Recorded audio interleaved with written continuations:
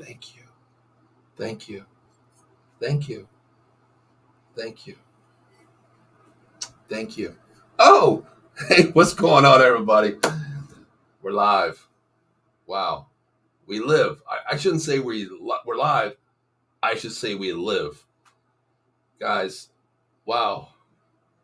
What can I say? I'm not going to lie to you. This was a scare. I think, being 52 years old, I think this game actually put about 10 years of age on my life and actually maybe one or two toes in the grave after tonight. Guys, Notre Dame pulls it off 21-14. I did not see this coming after the second half. The first half, was a defensive game. We were in the game. Freeman showed me a lot in the first drive there, going for it on 4th and 5 with the fake punt, coming out with a 40-yard dash down to the 10-yard line with an estimate punches it in. Showed me a little bit in the first half, but guys, man, I don't know where to begin, honestly. I really don't know. I mean, it was the tale of two halves, wasn't it? I guess, the saying is, last week we lost by the sword, playing 59 minutes of football. And this week it turned to flow here. We won.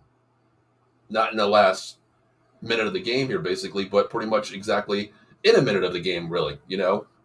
But I'm probably going to be exhausted out today, guys, because of the fact that I was screaming a lot and my emotions are really high right now with this game here.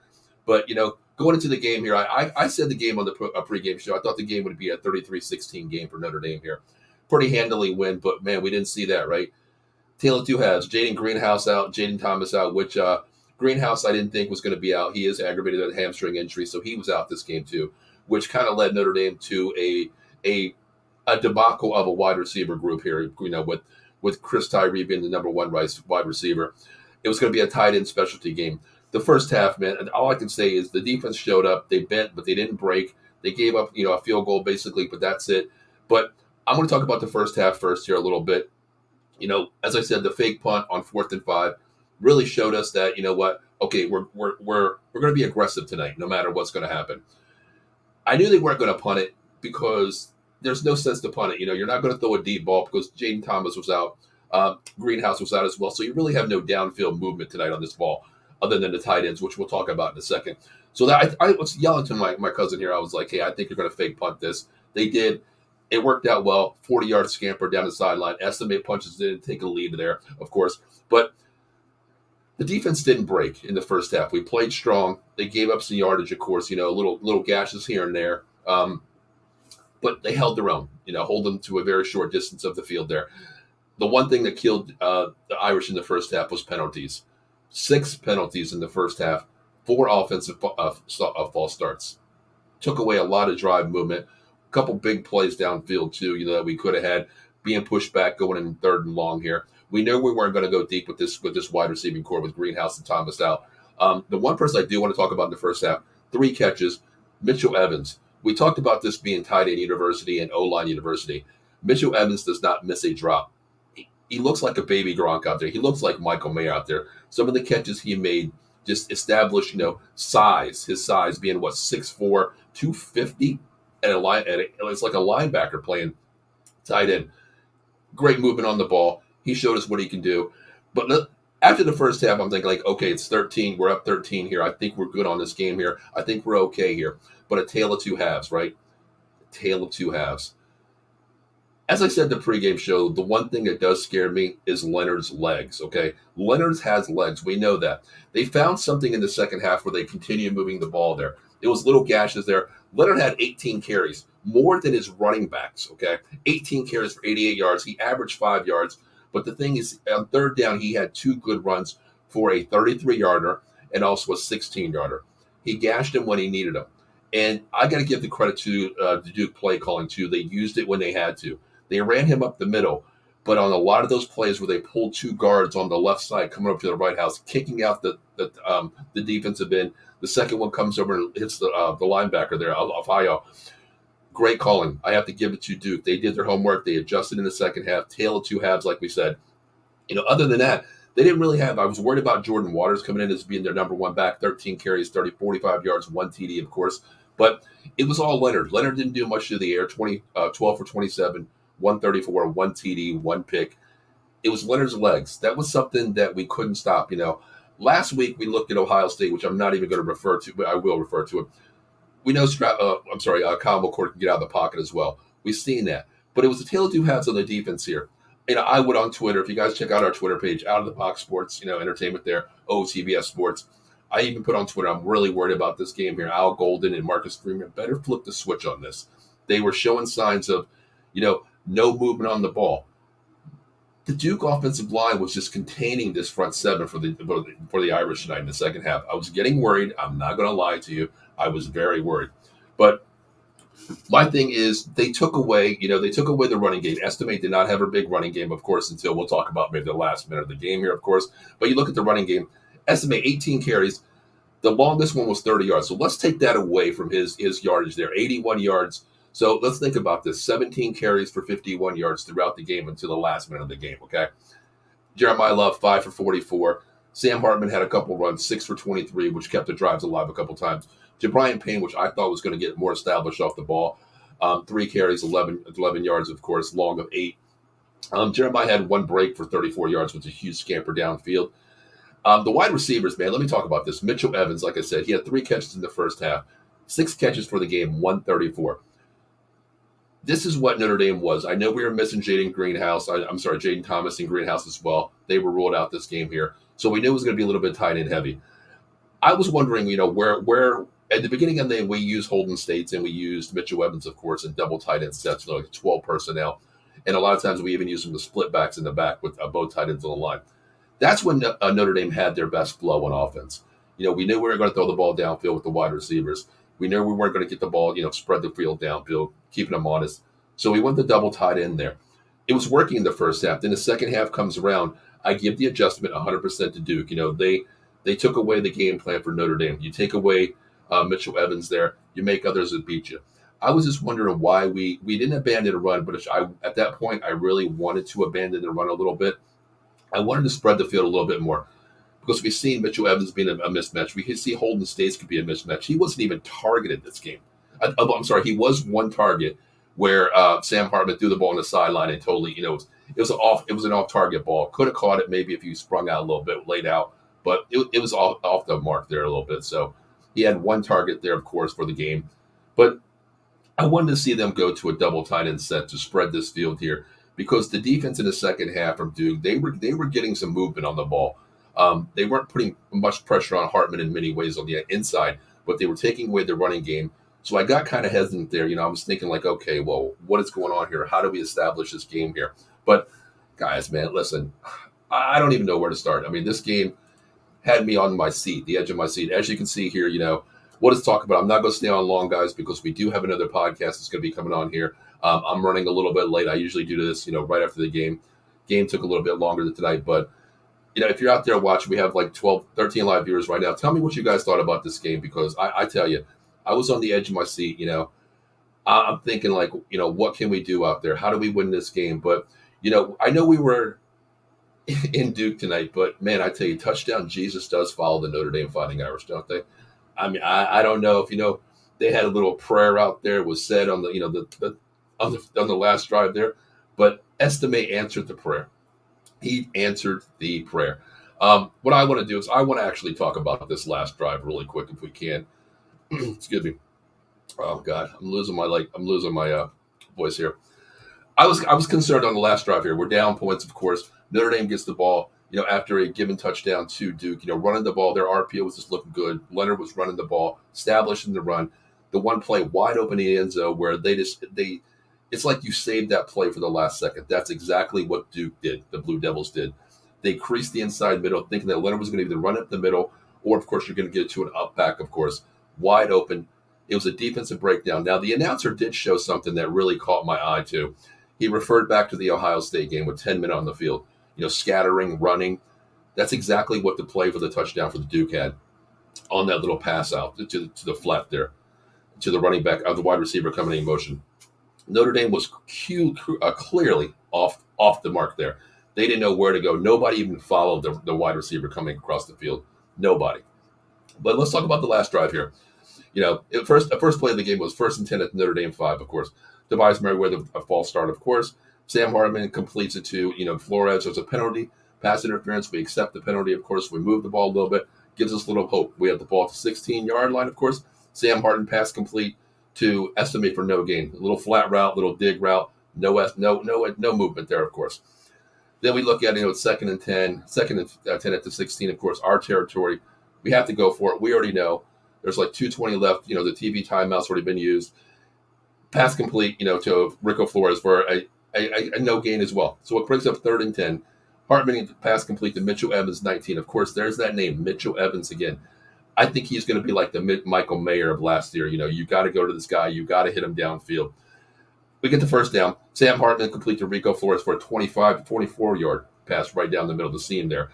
This is where I thought Notre Dame could pull this out, because we're going to spread the field a little bit here, make them utilize. You can't bring the pressure in the middle. Wide receivers, the tight ends are a complete mismatch. If we get that coverage outside on the outside, running a go route, even a post or corner, if it's there, Hartman can throw the ball deep, take the shot if we have to, but you spread the field. You still have 2 timeouts to get down the field. You can either run a screen, you can run a draw in the middle here. We can get established a little bit.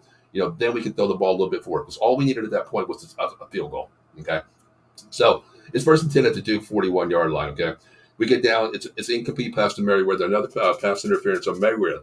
I was like, wait a minute. There's a flag. What's going to give? I look at the play. It's on Merriweather. Takes us back, of course. Hartman gets a little flat out pass to Austin May for 9 yards. Little movement here. Sam Hartman completes to, then we call a timeout, of course. Then it's an incomplete pass to Mitchell Evans. He's going to go there, show him the route, give it to him. There's a pass completion to Merriweather for about 15 yards there, down to the Duke 30 for a first down. Now I'm thinking like, okay, what do we do here? Do we play conservative? Do we just go for the field goal? What do we do here? Okay, there's still going to be about a minute left in the game. If we run it down properly, we get the field goal. But you remember Spencer Schrader. He has the distance, but he's not that accurate, correct? Remember the field goal that he missed? Just, I don't know if that was good or not. I was watching. I had to rewind it a little bit. Just maybe a couple inches off, a cue card off the upright in the first half. So we know he has the distance. So I'm thinking like, okay, do we put this in the kid's leg? What do we do? Well, it's first and 10. Next thing you know, it's an incomplete pass. So I'm thinking like, oh, wow, 38 seconds to go. Okay, what do we do here? Do we take the shot at the 30-yard line, or we just, play position here to set up, Spencer Schrader? Where does he want the ball?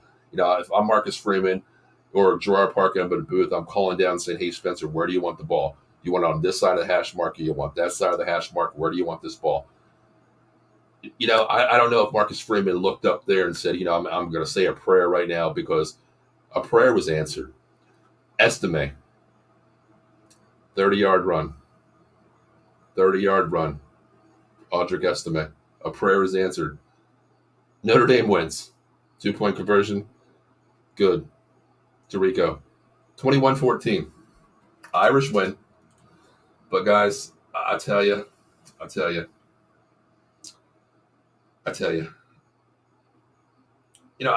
keep it real here. Let me read some comments real quick.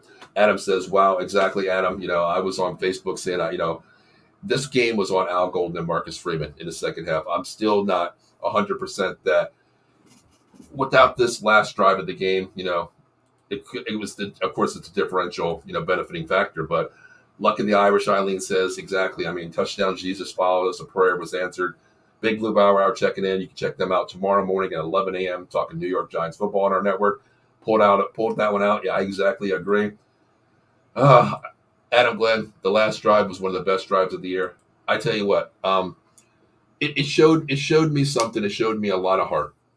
It really did with Notre Dame here. In the first half, I knew what Notre Dame was. We know what they are. They are a very good, solid team, a great running team, of course.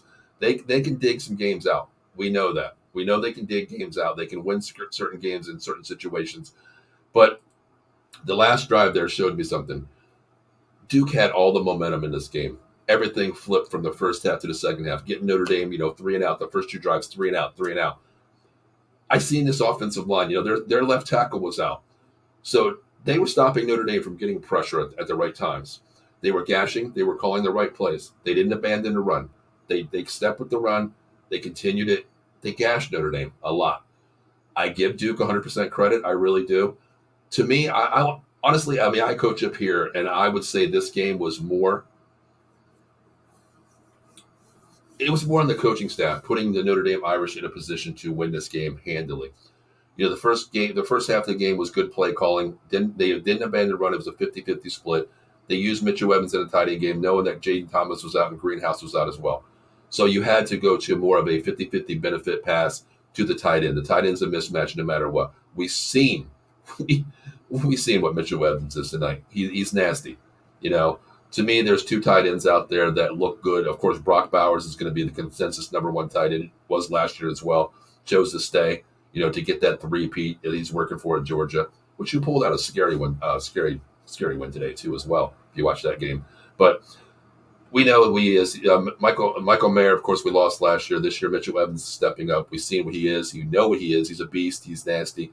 He's probably going to be tight end two in the nation, this year. But you look at this coaching this game here. I wasn't very happy with Gerard Parker's second half play calling. I really wasn't.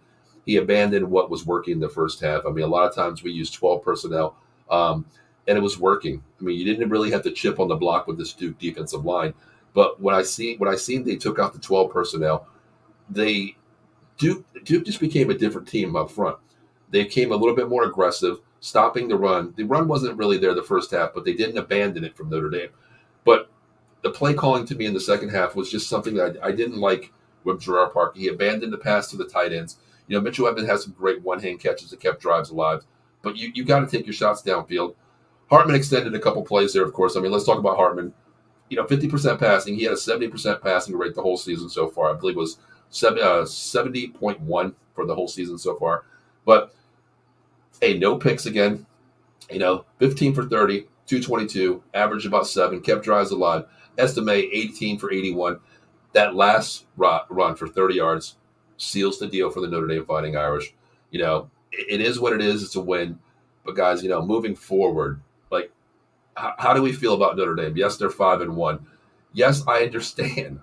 Believe me, I understand that they beat a top 20 team this week. Okay, they beat a top 20 team. Next week we have a Louisville, of course, which we'll get into next week, of course.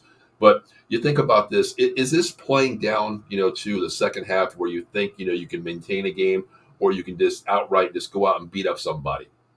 We know Duke was missing some players. I said in the postgame the two people that scared me the most were Leonard and the running back core. You got to contain Leonard in the pocket. He's not going to throw the ball deep downfield. He can run the ball. He looks to do that. He's very accurate. The one thing that really scared me with the announcers today, if you guys, I know everybody watched the game out there, but the announcer actually said he's been working with Daniel Jones, because Daniel Jones was a Duke quarterback who ran the RPO with the Blue Devils as well. He's been working with them. A lot of those things, it reminds me, if you watch Daniel Jones, who keeps the ball in his pocket and he tries to read the DN.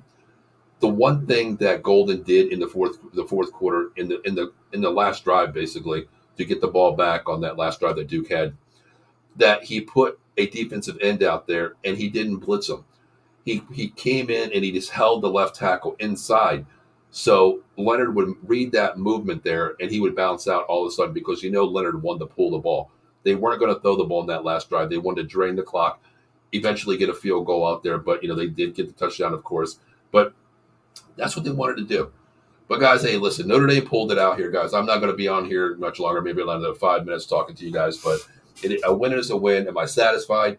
No. I thought this game was going to be – my score was 33-16 Notre Dame. I didn't think it was going to be anything like this, but it's a nail-biter. What can you say? I mean, you play 60 minutes of football, as we've seen last week. We've seen it this week, of course.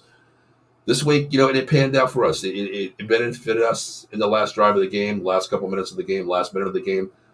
It benefited us. That's all I can say. A prayer was answered tonight. We're going to take it as it is. Notre Dame wins 21-14 over the number 17 Duke Blue Devils.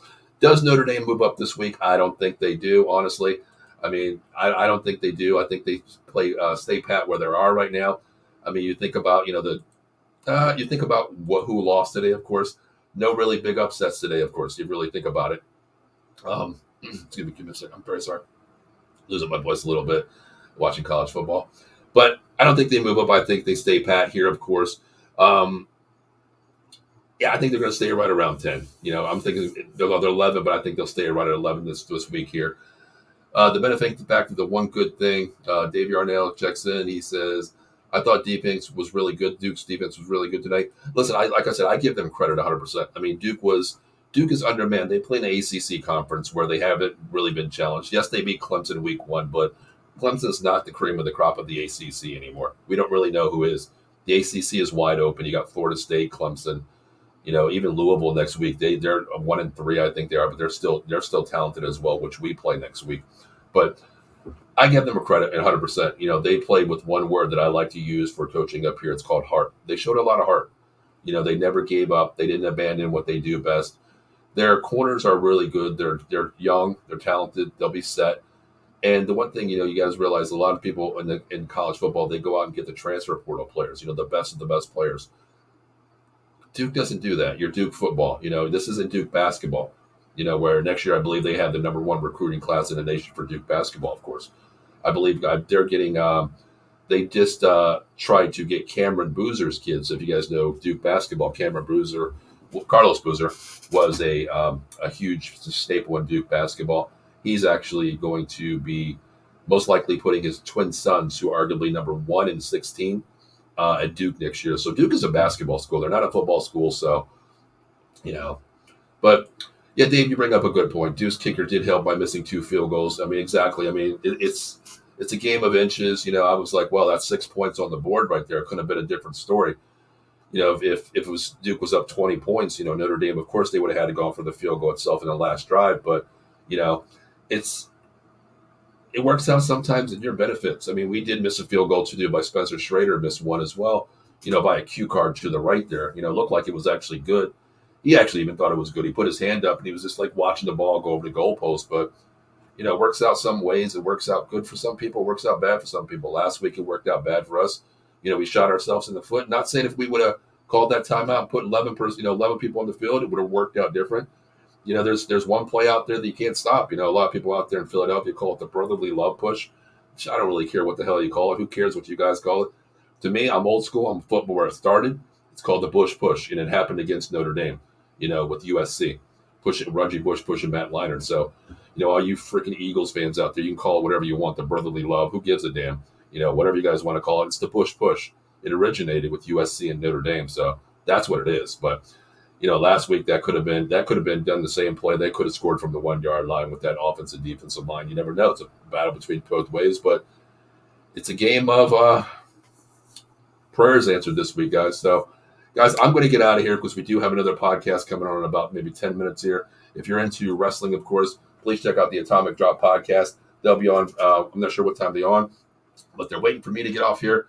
So check them out, guys. Before we get out of here, I am going to read some sponsors really quick. I know it's a little bit late, but we're going to do some sponsors out there really quick because we got to pay some bills out there, guys. Very sorry, but we have to, All righty. It's already 11:30 tonight. So, guys, if you wake up in the morning, Sunday morning, I know there's a good game on. I believe the Jacksonville Jaguars are playing the Atlanta Falcons in London, I believe, somewhere overseas tomorrow at 9:30 a.m. So, guys, you want to get up early, get your Monkey Cold coffee. Best coffee out there, the evolution of flavor-infused coffee. 2 original blends, bourbon chocolate chip, toasted coconut rum, and, of course, the newest flavor, Sumatran blend. You want the swag? K-Cups, cold food diffusers, thermal cups, T-shirts, regular coffee mugs, travel mugs. They got you covered. Make sure you use promo code OTBS Sports at monkeycoldcoffee.com for 10% off your entire order. Check them out. Great coffee. Also, guys, if you're in the market for a great gift coming up for Christmas, birthdays, any kind of weddings, bachelor parties, whatever, for any sports fan, it doesn't even have to be a sports fan. The ultimate game day mug, a baseball mug, or custom mug for any fan out there. Use promo code OTBS Sports 20 at dugoutmugs.com for your custom mugs, your engraved mugs. Great idea for a bachelor party, Christmas party, birthday party, whatever you want to have. I'm still hoping to get my 2024 BCS championship Notre Dame Fighting Irish. But tell you what, if they keep playing like this, man, I don't know, man. I might order it just for the hell of it. Who knows? Because I don't know. Who knows with this team right now? But hey, guys, listen. I tell you what, I don't know if this. I know we can't take the case because I'm the one that covers the Pittsburgh area here, but. Hell, I almost stubbed my toe tonight, kicking the damn sofa when Notre Dame started playing bad. But if anything happens to you out there, please give my man a call, Jason Fine, attorney Big Al, 1-800-HURT-123. Motor vehicle accident, slip and fall, workman's comp, personal injury claims. And that doesn't mean when you kick a sofa and you break your toe yourself. You can't take the case for that one. But 3 office locations, Philadelphia, PA, Cherry Hill, and, of course, the great Cambria County where I live here, the 814 Pittsburgh, PA. Give us a call, 1-800-HURT-123, or me personally at 267-303-7324. And no recovery, no fee. And I promise you right now, if we take the case, one of myself or one of the agents take the case, and of course Jace Fine has the final word, but I run the Pittsburgh area up here, so if you have a case, I'll take it. You mention, as I told you out of the box, my name, of course, and we'll give you 33 1/3% off your entire case once we take it.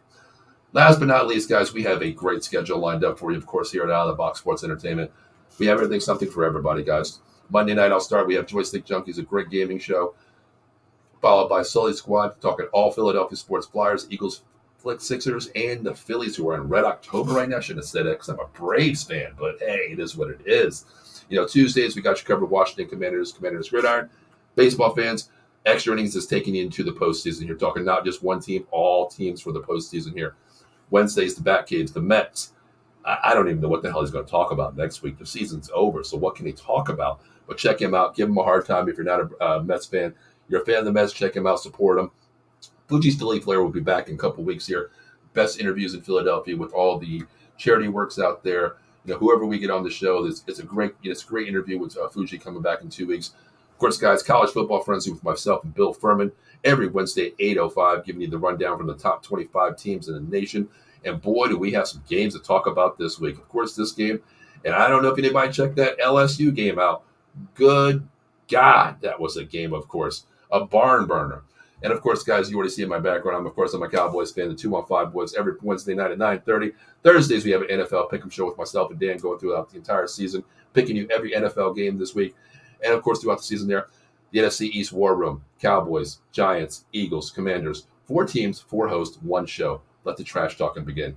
Guys, Old School will be back in 2 weeks. The Atomic Drop is following me right tonight, special night tonight, so stay tuned for that. And, of course, next Saturday morning, the Golden Dome podcast with myself, giving you the pregame for the Louisville Cardinals and Notre Dame Fighting Irish. And next week, the Silver and Black for all you Raiders and Kings fans. Of course, we have you covered well. Tomorrow morning, 11 a.m., the Big Blue Power at the New York Giants. And, of course, at 3:30, I'll be back giving you a pregame and a postgame show for the Dallas Cowboys tomorrow versus the New England Patriots. Welcome back, Zeke. Welcome back.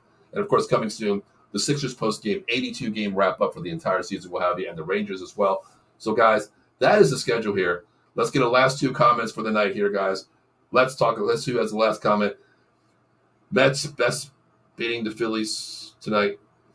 Who cares? Well, both teams are out of it, Dave. They're already out of it. The Phillies already wrapped up their playoff spot, and the Mets are just, playing for, whatever hidden agendas or records or whatever they have. Yeah, I hope the Duke quarterback will be okay. Leonard as well. Yeah, I actually didn't see the last play. I ran upstairs to set up the podcast really quick.